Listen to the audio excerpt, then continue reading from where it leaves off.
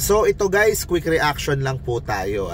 O pagkatapos po nung news kahapon about sa Meralco Theater na magiging future home ng Itbulaga, o ngayon naman po may mga lumalabas na balita tungkol sa future naman ng It's Showtime. Okay, galing po sa mga pro ABS-CBN pages.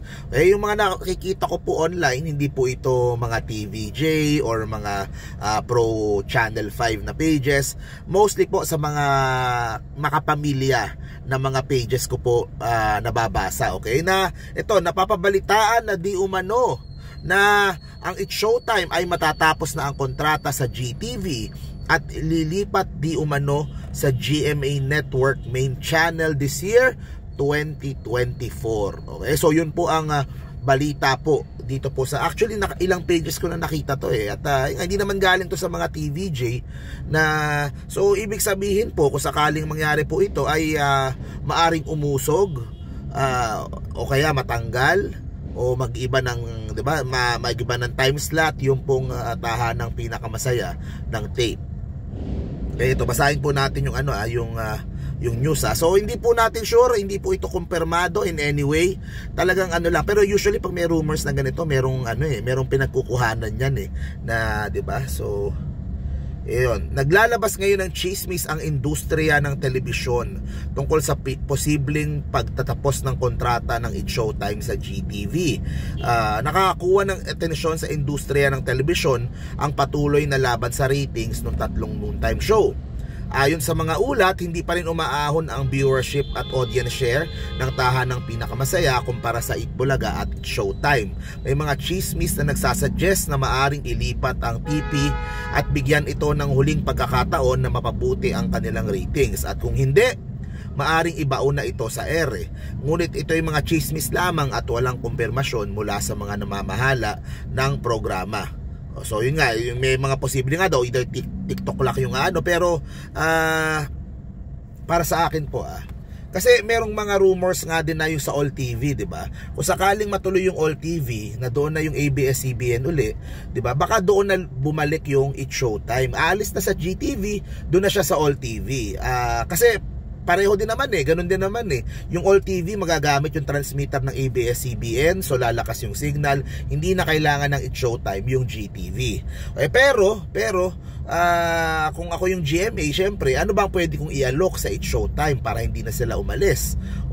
Ang posible kong i-alok ay yung aking noon time na alas 12 kasi yun ang prime talaga sa tanghali yung ganung time slot, kasi yun yung panahon na kumakain yung mga tao at nanonood ng telebisyon.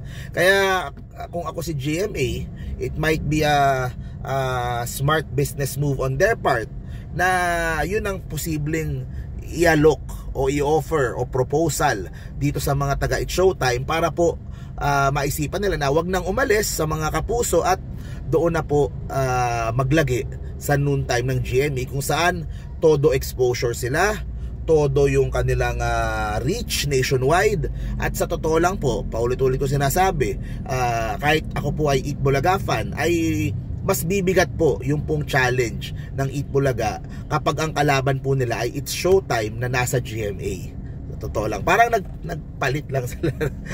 pero mabigat po, magiging mabigat po ang laban po talaga kapag nasa GMA yung It's Showtime. Kasi sa ngayon pa lang sumisipa na yung It's Showtime. Paano pag nabigyan mo pa sila ng magandang network reach, di ba? At yung buong suporta ng buong GMA na from 24 oras at yung mga artista, di ba? So napakalaki po nun. At syempre, ang habol din ng GMA dyan ay unti-unti dumami siguro yung shows ni Vice Ganda sa Kapuso Network. Kasi syempre big star yan, Vice Ganda yan, 'di ba? So mas gusto nila as much as possible maging kapuso itong si Vice Ganda. So that might be the best offer that they could give para hindi po tuluyang umalis itong It's Showtime na magiging malaking asset para sa GMA. Talaga po pag natuloy po yan, pag lumipat sa GMA yan, naku, Naku, mahihirapan po talaga ang Itbulaga. Malaking challenge po sa Itbulaga. Na alam ko naman kakayanin ng Itbulaga, pero mas mahirap, magiging mabigat po yung laban, sigurado ako niyan.